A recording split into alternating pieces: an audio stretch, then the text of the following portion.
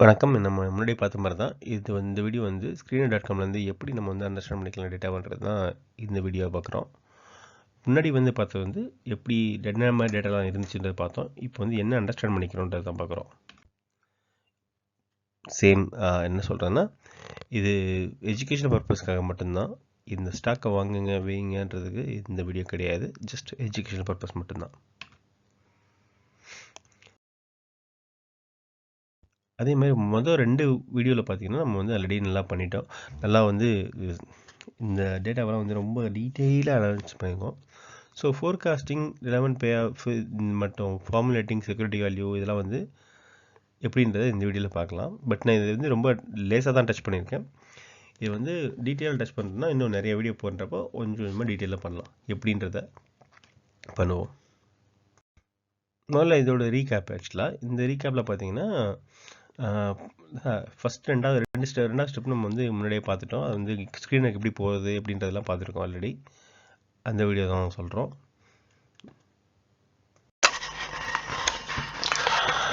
இப்போ நம்ம பார்த்துட்டு இருக்கிறது ஹெச்டிஎஃப்சி பேங்க்கு. இந்த screener.com போய் பார்த்தீங்கன்னா இந்த ஹெச்டிஎஃப்சி பேங்க்கோட இது தெரியும். இதில் பார்த்தீங்கன்னா இது இன்னைக்கோட ஸ்டாக். ஆக்சுவலாக இன்னைக்கோட வேல்யூ இதில் நம்ம என்ன தெரிஞ்சுக்க போகிறோன்றது தான் இதில் பார்க்க போகிறோம். இப்படி ஓப்பன் பண்ணோன்னா இந்த ஸ்க்ரீனில் ஹெச்டிஎஃப்சி வந்துடும். இது உங்களுக்கு சொல்லி தந்தது தான்.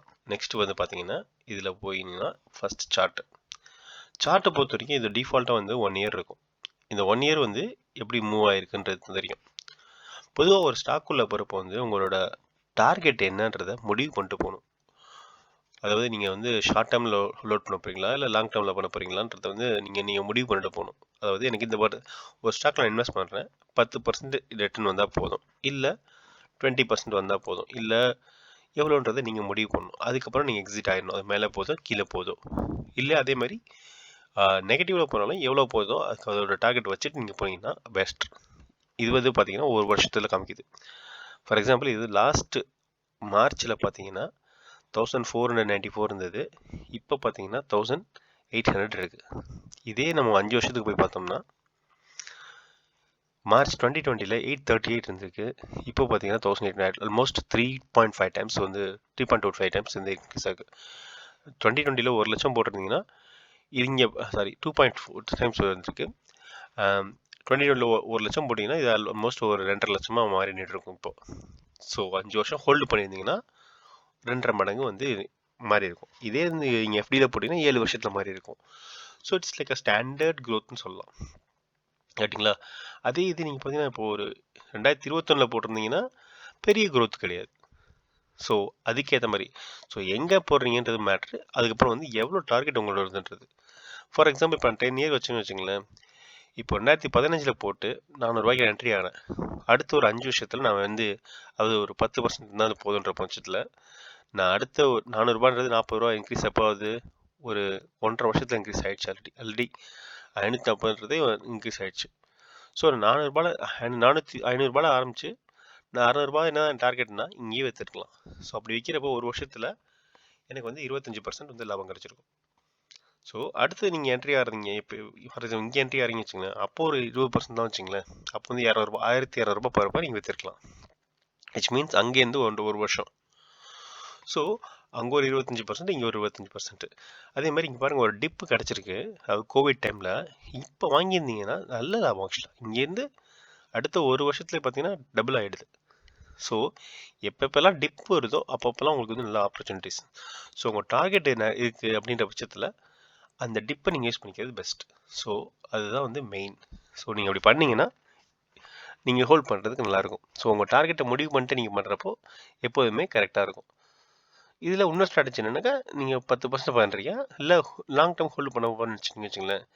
எப்பப்பெல்லாம் இந்த டிப் வருதுன்னு வச்சுங்களேன், அப்போ வந்து பார்த்தீங்கன்னா உங்களது வந்து இங்கே 500 ரூபாய்க்கு வாங்கிடுவீங்க, ஒரு 100 ஷேர் வாங்கிடுவீங்க. இங்கே ஒரு 800 ரூபாய்க்கு ஒரு 100 ஷேர் வாங்கிங்க வச்சுங்களேன். 500 800 ஏறக்குறைய உங்களோட வேல்யூ வந்து 700 ரூபா இருக்கும். ஸோ இப்போ இங்கே மாறுறப்போ உங்களுக்கு நல்ல லாபம் கிடச்சிருக்கும். ஸோ அந்த மாதிரி தான் உங்களோட எந்த ஸ்டாக்கில் நீங்கள் என்ட்ரி ஆனாலும் முதல் விஷயம் உங்கள் டார்கெட் என்ன அப்படின்றத நீங்கள் முடிவு பண்ணிக்கணும். அதுக்கேற்ற மாதிரி தான் ஷார்ட் டேர்மா, மிட் டேர்மா, லாங் டேர்மான்றதை முடிவு பண்ணணும். அதுதான் முதல் இந்த சார்ட்டை பற்றி நம்ம யூஸ் பண்ணி தெரிஞ்சுக்கணும். ஓகே, அடுத்தது பார்த்தீங்கன்னா ப்ரோஸ் அண்ட் கான்ஸ் அது வந்து கொடுத்துருக்காங்க, அது நீங்கள் பார்த்துக்குங்க.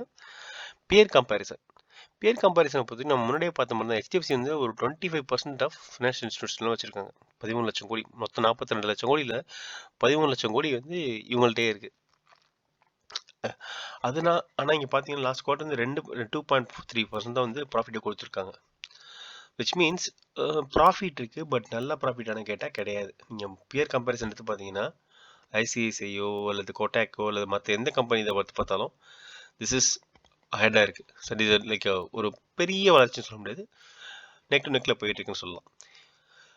ஸோ நெக்ஸ்ட் குவார்டர் ரிசல்ட்லையும் பார்த்தீங்கன்னா நீங்கள் உங்கள் ஃபினான்ஷியல் ப்ராஃபிட் வந்து இன்க்ரீஸ் ஆகிருக்கு, பட் டெபிட் வந்து கம்மியாக இருக்குது. ஆக்சுவலாக இங்கே ப்ராஃபிட் பிஃபோர் டேக்ஸ் பார்த்தீங்கன்னா ஏறக்குறைய அதே இதெல்லாம் மெயின்டைன் ஆகிட்டு 22 லாஸ்ட் 3 குவார்ட்டர் பார்த்தீங்கன்னா அதே மாதிரி தான் இருக்குது.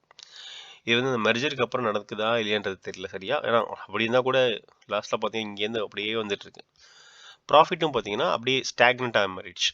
ஸோ க்ரோத் வந்து ஸ்லோவாக இருக்கிற மாதிரி தான் தெரியுது. பட் உங்களோட ஏர்னிங் பர் ஷேர் பாருங்கள், 19 அப்படியே வந்துச்சுன்னா 21 வந்துச்சு, அப்புறம் மறுபடியும் 23 அதிலே தான் இருக்குது. ஸோ அப்படின்றப்போ ஸ்டாக்னண்ட்டாக இருக்குது க்ரோத். ஸோ நெக்ஸ்ட்டு வந்து என்ன பண்ணுவாங்கன்னு தெரில, பட் அதுக்கு எதுவும் பண்ணாத பட்சத்தில் இதே ரேஞ்சில் தான் இருக்கும். அப்படின்ற பட்சத்தில் உங்கள் ஸ்டாக் வேல்யூ வந்து இன்ஃப்ளேஷன் காரணமாக வந்து ஓரளவு கொஞ்சம் ஒரு 2% 3% ஏறலாம் இல்லையா, அதுக்கு மேலே ஏறுறதுக்கு இப்போதைக்கு தெரியல.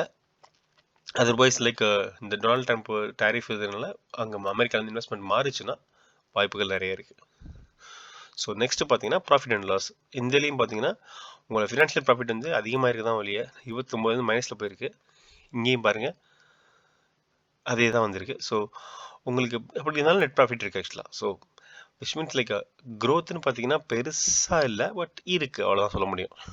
பேலன்ஸ் ஷீட்டை பாருங்கள், இங்கேருந்து வந்திருக்கு, பட் ஹெச்டிஎஃப்சி வந்து ஹெச்டிஎஃப்சி பேங்க் கூட வந்து ஜாயின் பண்ணாங்க. அதுக்கப்புறம் வந்து ஐ திங்க் டபுள் ஆகிருக்குன்னு நினைக்கிறேன் இந்த டோட்டல் லைபிலிட்டிஸ்.